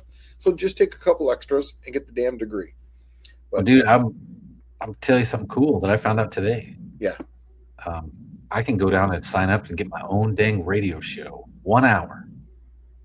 really, College radio. Yeah, I can play whatever music I want. dude, do it. I was like, man, I'm thinking 1 Stop. hour of just 1 hour of some of the greatest music you've never heard of. That's right. Exactly. That they've never heard that these people have never heard where they're at. Like, Probably not. I yeah. don't So know. bring it back that old SoCal ska that was really Yeah, well, popular the in the 90s. ska, I love ska, but the I was thinking like there's all kinds of music that most people have never heard in their life. Like I don't know if you're uh, all the folks in here from down under. There's a band down there called the Angels. They never made it big in the United States because there was a band called the Angels in the United States that sang the song "Hey, Mr. Postman, Look at Me." So they renamed them, called Angel City in the United States. Totally bombed, flopped. Came out during it'd be like the first couple of years of Van Halen, and then into the major hair bands of the 80s. So they kind of just got overshadowed, and then their name sucked. And so no one ever paid attention to them, but they're really, really good, man. And here, you never hear of them in the States ever. The first time I ever heard them on radio in Australia, I was like, what the heck is this? I got to get this album. So, Kerosene Cucumber saying quadratic equation. Yikes. It's funny because Dallas was just asking me about the quadratic equation. I think it was yesterday or the day before. Yeah, Monday. I'll be doing those here this really soon, hopefully. Hopefully, because I'm very scared. I'm way in over my head. I'm on the deep end on this one. Oh, you'll be fine. You'll be fine. It's all about rules. Once you understand the rules, just know the rules and then just do what the rules allow you to do. That's it. And if there's an equal sign, you just do the exact opposite. So it's multiplication here, it's division to get rid of this. It's literally what it is. You just do the exact opposite. If it's a squared, you're going to do the root of something. Just that's all it is. It's really simple. Just move things back. Vintage Adventure Drive says here at 851, throw out some wicked Primus. Dude, Shane and I were just talking about this the other day because I love Primus. And it took me listening to, what did I find the other day? See, I like finding things on YouTube, like people's reaction videos to certain things, right? Mm-hmm. And one of them came up for somebody's reaction video to Primus playing at Woodstock 94 when they opened with damn Blue Collar Tweakers. Oh, that's a great song. I know, I love that song. And I had that Sailing Seas of Cheese album, and there was only like a couple of songs in there that was really good, like Jerry Was a Race Car Driver and Tommy the Cat. But man, I tell you what, that damn Blue Collar Tweakers never got any airplay and was so freaking good. It's got the best bass line ever. It makes anybody just stand up and dance. Yeah, and it's true because when I would play that album, the one everyone knows those songs, but then you play that and the Blue Collar Tweakers, people are like, man, this song grooves, especially if it just gets you in that rhythm, and then it's what I've always said about Primus is the words are like secondary, right? They really generally mean nothing. You could leave all the words out of a Primus song and it's still just as good. Tommy the Cat, hey baby, you want to lay down with me? Hey baby, you could leave all of that out and just have the riff, because when he takes that bass and he's like do, it's over, man. I mean, there isn't another song out there like that. Yeah, and he's cranking on the bass, and he's got that voice. Yeah, it's coming down like a butter on a hot biscuit. You know what I mean? So Dude, did you know that he, when Cliff Burton got killed in Metallica, he actually auditioned for the spot? Yes. And everybody was like, "No, you're too freaking weird." Yeah. too weird.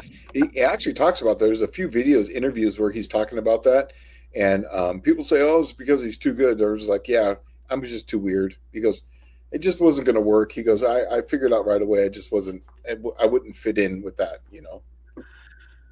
Dizzy's asking, is Dino Day this Saturday? I think the consensus, when I first showed up on here tonight, I believe the consensus was it's been canceled and possibly postponed to like a few days before No Name Nationals. Yeah. So here's now. I know we've only got about 5 minutes left here, and I've got a calendar up here. So today is the 26th. We have the 28th and the 30th is the one we're going to do. Next weekend is Labor Day, and then we have the 12th and the 13th, which is literally 2 weeks before No Name Nationals. If we were going to do it, that would be the next weekend. That would be good. That way it's not a holiday weekend. So the 12th and 13th, what do you think? That gives you 2 weeks. 2 weeks from now. 2 weeks from now. Because there's literally only 3.5 weeks before No Name Nationals. 13th? 12th and 13th. Let me look at my. Because the Labor Day. I got to balance Wyatt too. Okay, yeah, so I understand. Well, I'm bringing cash, so you could probably bring Wyatt. Well, that's not the problem. Okay, so I'm trying to balance my school, his Boy Scouts, and yeah, that's right. Everything else that's going on, right? And so you want to do the 12th and 13th, so I don't. So we'll have the 12th, 13th. I won't have that weekend until the 13th. What's that? I won't have them until the 13th on that weekend. So yeah, so we can have it. We could do it that weekend then. That works. You sure you don't want to just do it like the week before No Name Nationals? Or why don't we do, you know what? Why don't we make this simple? Everybody's already coming to No Name Nationals anyway, right? Yeah, I won't be able to go because I'm going to 666. Right, you're going to 666. You're leaving on what, Friday night or Saturday morning? I'm going to leave after the burnout competition. I'm just going to drive through the night, and because I got to be there at 8 in the morning on Saturday. Wow, you know how we normally do like Thursday setup day and then do the thing at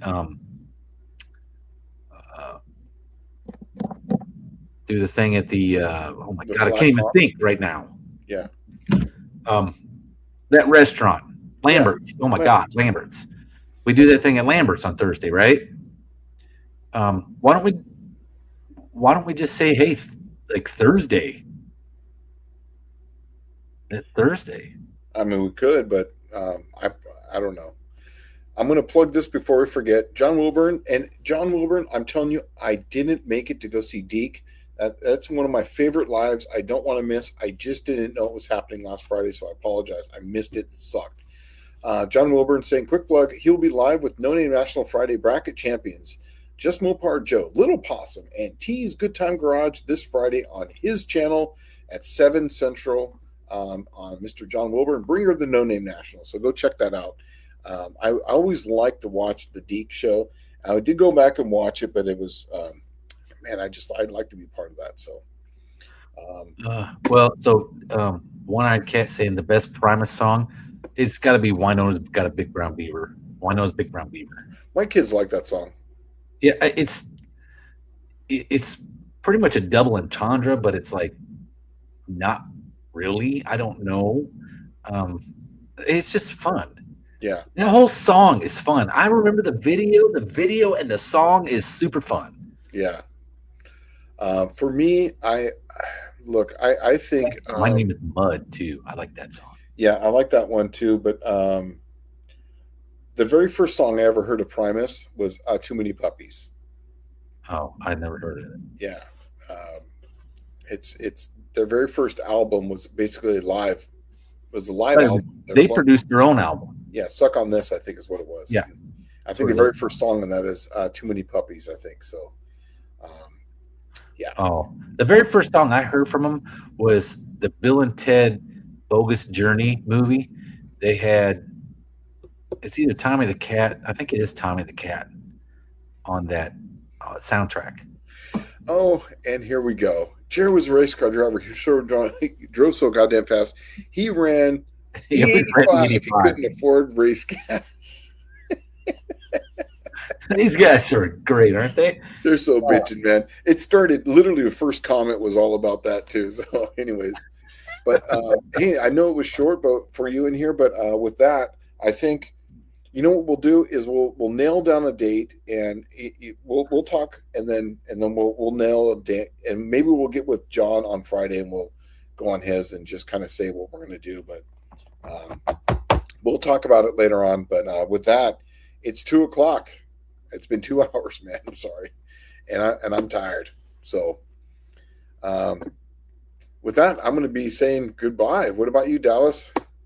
I'm out. I got stuff to do. I got to take a shower, dude. I mean, I had a bumper jack, and I raised this thing up. It was literally laying on my chest to take a starter out. And if you've ever taken anything out of an S10, it is more There's no fun room. to just like jack it up with the bumper jack and then take the front wheel off and lower the rotor on your head with the bumper jack. Like just lower the whole thing down slowly. That's what it was.